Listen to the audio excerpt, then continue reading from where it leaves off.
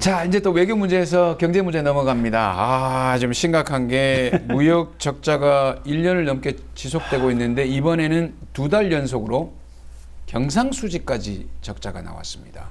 지금 이렇게 자료를 쭉 보고 있으면 뭐 수출과 수입 같은 경우는 수출이 계속해서 줄어들고 수입은 어느 정도 줄어들었지만 비슷하게 유지되는데 무역 수지 같은 경우는 윤석열 정부 그러니까 당선이 되고 난 4월 이후부터는 줄곧 마이너스입니다. 줄곧 마이너스. 단 한 번도 올라가지 않았어요. 이게 진짜 왜 갑자기 이렇게 됐을까에 대한 근본적인 고민을 해야 되는데 추경호 재무장관 부총리 같은 경우에는 이거 우리 때문이 아니야. 대단히 세계 구조적인 문제야. 그래서 대책 없음이라고 이야기를 하고 있는 거죠. 그게 더 우스운 겁니다. 왜냐하면 동일한 시대에 그럼 다른 나라들은 이렇게 수출입이 다 무역 수지 적자를 다 겪고 있나? 그렇지 않아요.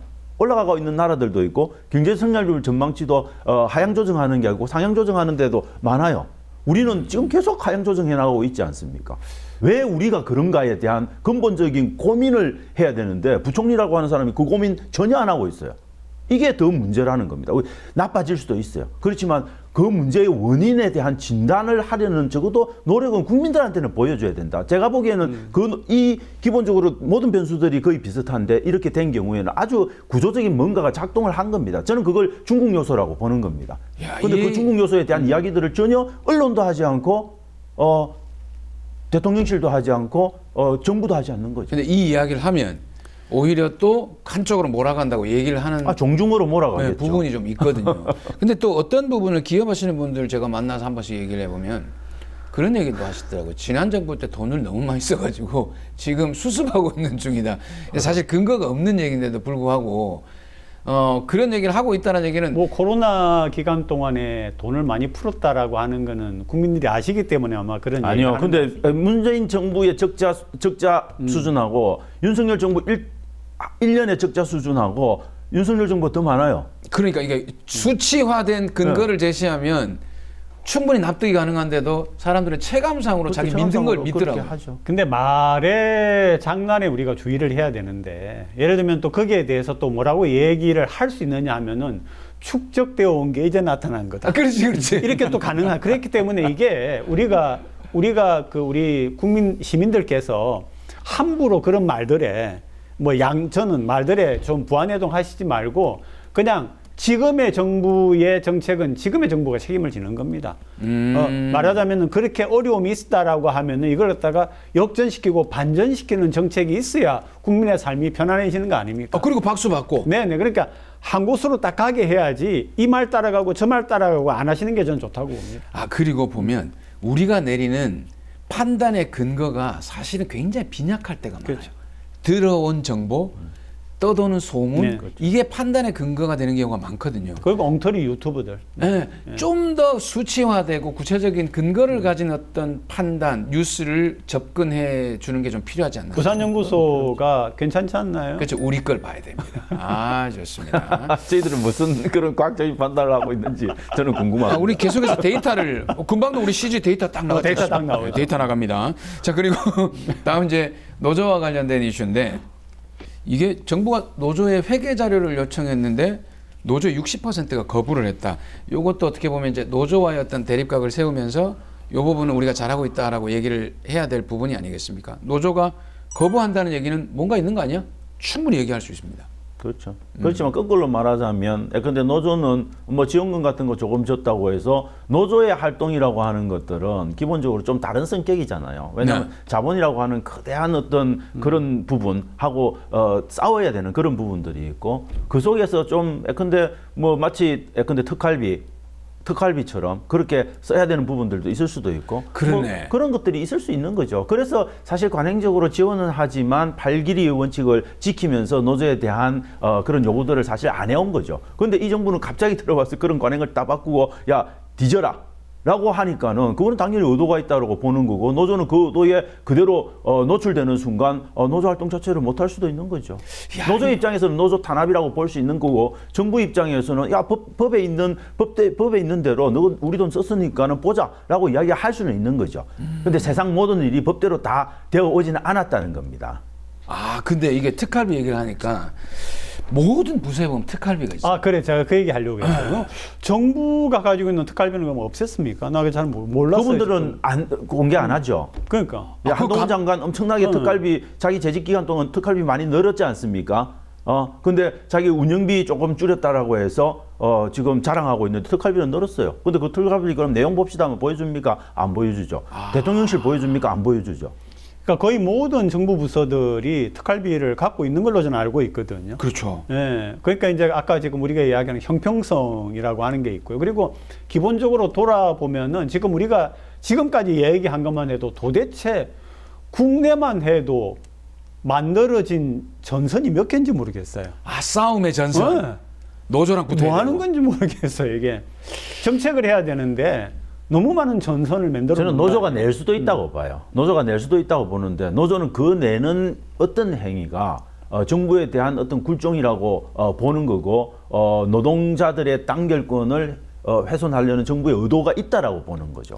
저는 그 기본적으로 신뢰관계가 형성이 안 된 상태에서 자료 제출 요구를 하고 있기 때문에 그래서 한국노총 같은 경우는 그래도 좀 체제 순응적인 측면들이 있기 때문에 내는 노조들이 많은 거고 민주노총은 그런 부분에서 이제 저항감이 좀 있는 거죠. 그래서 그 제출률이 낮은 거라고 봐야 되겠죠. 그래서 한국노총은 제출률이 상당히 높기는 없습니다. 170. 한노총하고 민노총은 원래 좀 성격이 그렇죠, 좀 다르니까. 다르죠. 네. 네. 총선이 1년이 남았습니다. 정당 지지율을 이 시점에서 한번 알아봐야 될 것 같은데 아까 그때 말씀하신 그 컨벤션 효과 그 여당 대표 선출할 때에 그 느낌하고 확 달라진 게 쭉 보면 이미 지금 12~13% 차이가 지금 나온 게 그렇죠. 오래됐죠. 마지막 거의 조사가 한 45.9% 민주당 그리고 국민의힘이 37% 정도니까 네.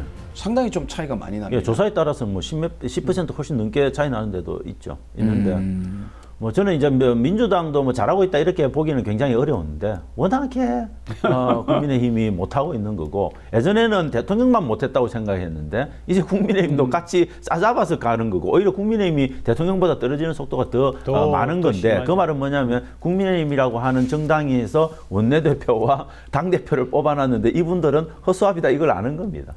그러면 이 시점에 사실 선거를 시작하게 된다면은 민주당이 압승할 확률이 좀 높다라고 봐야 되겠네요. 왜냐하면은 이제 속설이긴 한데 1년 전 민심이 선거에 반영된다 이런 속설이 있거든요. 아 그래요? 네, 그런 속설이 있습니다. 그래서 이게 굉장히 두 당 다 주의를 많이 해야 되는 거예요.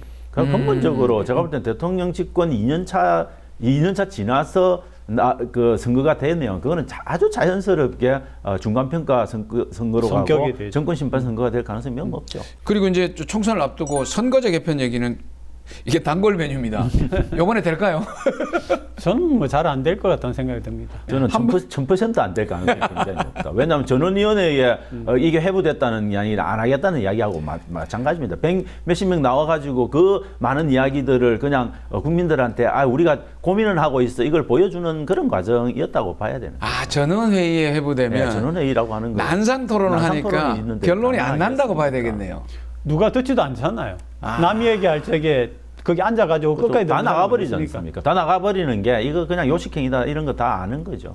그러니까 하기야 이게 뭐 선거구제 관련된 거를 고양이에게 생선을 맡긴다는. 고양이에게 생선을 맡기면 안 되는 거죠. 딴 데서 해야 되는 거죠. 딴 데서 해야 되는 거. 이거는 만약에 정말 의지가 있다면 제3의 어떤 중립적인 기구를 만들어서 하거나 아니면 정개특위의 기본적인 안을 그대로 국회의장이 존중해서 그냥 그대로 밀어붙이거나 하는 방식 그거 외에는 없습니다. 또 하나는 이제 선관위가 어떤 제안을 할 때도 있죠. 선관위가 조금 객관적인 입장에서 하는데 절대 안 받아들이지. 선관위 제안 뭐 2015년인가 뭐 했지 않습니까? 했는데 뭐 전혀 안 받아들이지. 근데 이게 이제 어떻게 보면은 국회의원이 본인의 일자리와 관계됐기 때문에 계속해서 표결이나 의사 결정의 형태로 들어가게 되면 아무 의미가 없어지는 거예요. 그냥 말씀드린 대로 이제 중립 지역에서 결정하고 우리는 따르겠다. 그다음에 저는 이걸 못하게 하는 거는 저는 대한민국 언론의 책임도 굉장히 크고 저는 언론이 기본적으로 씌워놓은 프레임. 왜냐하면 이 지금 국회의원들의 이해관계, 지역구 국회의원들의 이해관계가 딱 걸려 있는 상황에서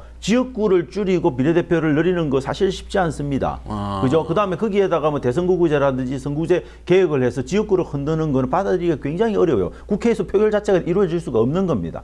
그러면은 필요한 부분이 만약에 있다면은 적어도 30명에서 50명 정도 국회의원 정수를 늘려주는 그런 방식으로 접근하면 충분히 가능해요. 그런데 문제는 대한민국 언론은 이 국회는 있어야만한 거니까 국민들한테 돈 아깝다라고 이야기하는 프레임을 계속 씌우는 겁니다. 국민들 모두 70%가 돈 아깝다고 생각을 하게 만드는 거죠. 그래서 못하는 겁니다. 그러니까 국민의힘은 못하게 만드는 기본적인 자기들이 못하게 한 원인 제공자가 되고 싶지 않으니까 뭐 어떻게 합니까? 우리는 국민의 뜻대로 늘리는 건 반대. 국민의 뜻대로 늘리는 거 반대라고 이야기하는 순간 선거제 또 개혁에 전혀 의사 없음. 이 표시를 하는 거하고 똑같은 거예요. 국민들이 못하게 하고 있는 거라고 해도 저는 과언은 아니다 그렇게 봅니다. 지금 국회의원들이 받아가는 어떤 특혜 같은 것들을 저는 이런 생각을 한번 해봤어요. 굳이 개편을 하려고 하면 지금 현재 보면 1년 앞두고 하지 않습니까? 세상에 그런 경우가 어디 있습니까? 1년 앞두고. 왜냐하면 지금 4년 동안 뭐 했는데. 아, 그러네. 네. 그래서 그리고 또 하나 이 자기네의 공천이나 자기네의 그게 달려있기 때문에 저는 꼭 해야 되겠다는 생각이 들면은 내년에 당선되는 사람들이 자기네 마칠 때 혹은 아니라 그 다음 선거라도 그렇게 하면 훨씬 부담이 덜 가기 때문에 그렇게 기간을 하면서 제도를 정비를 하고 두 번째는 여러 가지 국회가 민의를 대변하기 위해 숫자를 늘릴 필요가 있다라고 하면은 분명하게 특혜를 줄이는 유럽식의 네. 분명하게 그렇게 해가지고 만들면은 아마 국민들이 관심을 왜 근데 우리가 유럽식을 따라가야 됩니까? 유럽의 스웨덴, 노르웨이 그런 핀란드 같이 인구 4,500만 갖고 있는 그 작은 소국의 방식대로 왜 우리가 가야 되는지를 저는 묻고 싶고 그럼 거꾸로 미국 같은 경우에 미국 의원들 우리보다 훨씬 많은 특혜를 누리고 있는 의원들도 있습니다. 그럼 미국 의회를 우리는 공격합니까? 제가 보기에는 저는 정치를 그렇게 희화화시키고 정치를 혐오하게 만들고 물론 정치인들이 나쁘죠. 나쁘고 되게 비효율적인 측면들을 보이고 있죠. 그렇지만 그 정치를 떠나서는 우리는 단 한순간 존재하기도 어려운데 그 정치를 계속 그렇게 혐오하게 만드는 저는 언론의 프레임도 굉장히 문제가 있다는 거죠. 거기에 대해서 제가 이야기를 하면 미국의 국회의원 숫자는 우리 한국보다 훨씬 비율이 적습니다. 미국은 3억 5천입니다. 그렇죠. 인구가. 그런 3억 5천에다가 상하원 합쳐봤자 1,000명 안쪽입니다. 한국은 얼마 안 되는 숫자에다가 이렇게 되어 있고 제가 유럽을 이야기한 거는 유럽식이 좋다는 게 아니라 그 사람들은 9명, 10명씩 거느리지 않습니다. 국회의원들이 공동으로 활용하는 인력이나 이런 것들이 많기 때문에 그리고 또 하나는 훨씬 봉사적입니다. 그걸 가지고 뭘 권위를 누린다든지 이런 게 아니라 정말로 자기가 일생을 바쳐서 존경받는 정치인이 되고자 하는 그런 사고를 가지고 있는 사람들이 많기 때문에 제 말씀은 그건 그런 식의 정치 문화가 정착된 데서는 가능한 이야기라는 겁니다. 그런데 우리나라에서 그런 것들을 요구하는 거는 그 말은 뭐냐면 정치에 대한 혐오를 더 부추기는 사실은 이야기가 될 수 있기 때문에 저는 그런 부분에서 저는 좀 다르게 보는 게 만약에 제도를 바꿔 나가면은 정서도 바뀔 수 있다고 봅니다. 그런 식으로. 네. 왜냐하면 지금 현재의 정서를 가지고 끊임없이 안 된다라고 말하는 게 아니라 좀 대의적인 차원에서 내가 지금 올해 당선됐어. 그런데 다음 선거 안 될 것 같아. 그럼 그 다음 선거라도 오케이 바꾸자 하면서 어떤 정개특위를 만들어서 안을 만들어 나가면은 그런 제도에 의하여서 오히려 국민적인 정치 정서가 바뀌어갈 수도 있지 않겠냐. 그런데 저는 영국도 저희들보다 많고요. 독일도 많아요. 지금 유럽 대륙의 대표적인 국가들은 저희들보다 훨씬 많습니다. 그 사람들이 누리는 것도 많아요. 제가 볼 때는 우리보다? 저희들 눈은 자꾸 핀란드, 노르웨이, 스칸디나비아의 그 세계의 그 작은 국가들에 꼽혀 있는 겁니다. 그게 보기는 아름답죠. 보기는 아름다운데 그 아름다움을 지나치게 과대포장해서 전혀 정치 문화가 다르고 역사적 배경도 다르고 정치 사회 배경도 다른 지역에다가 그냥 그대로 원용해서 쟤들 뽐좀 받자라고 이야기를 하는 거죠. 저는 그게 어느 정도여야 된다라고 보는 거죠. 그걸 통해서 그들이 정치를 자꾸 출시하고 냉랭하게 만드는 부분이 있는 거죠. 차 교수님이 얘기하는 거는 우리가 그대로 따라가자가 아니라 그런 식으로 국민이 볼 때에 공감할 수 있는 변화를 정치인 스스로 가져가야 된다 하는 것이 우리 국민들의 요구입니다. 네. 좋습니다. 어쨌든 오늘 방송은 굉장히 재밌을 것 같습니다. 나중에 녹화된 걸 보시면 아시겠지만 아주 치열한 토론이 좀 있었는데 그만큼 사실 선거구제가 쉽지 않습니다. 쉽지 않고 이런 토론 속에서 나중에 어떤 결론이 날지는 모르겠습니다만 결국 이런 토론 속에서 그냥 원래대로 갑시다라고 나오지 않을까라는 생각도 많이 드는 것 같습니다. 이미 결론은 나 있죠.